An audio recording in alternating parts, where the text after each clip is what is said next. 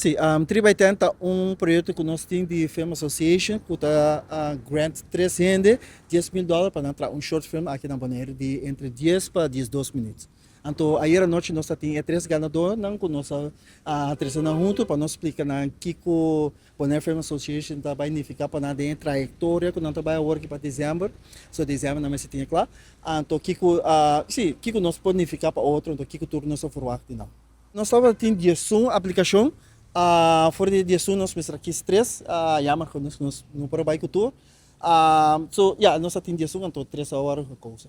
O que vai passar o work para dezembro, nós vai ajudar, nós vai produzir na produção, e planta completamente raw agora aqui, então nós vai ajudar na desarrollo, ajudar com o script, ajudar para pre-production, se não é de cru, nós buscamos cru para não, tudo isso aí não. Então, essa é a nossa ajuda a aportar até que hora é final production.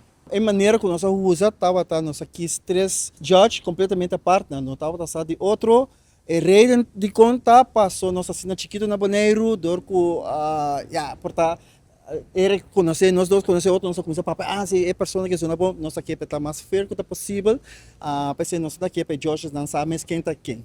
Então, na turena Josh riba na chest, então ele nós saímos tudo ponto na junta, então isso não coai, mas santo ponto ali de direção com a gang. Basicamente nós jovem/adulto, trado, onde ganador nós tá Giancarlo Ramirez, é seguinte Bianca Cecilia, então de três está a Cassie Rocha. Na três é ganador não conheci, então anta local trado não é jovem. Nós porta outro ano, porta nós puxa para nós antigo mais jovem barato se dentro.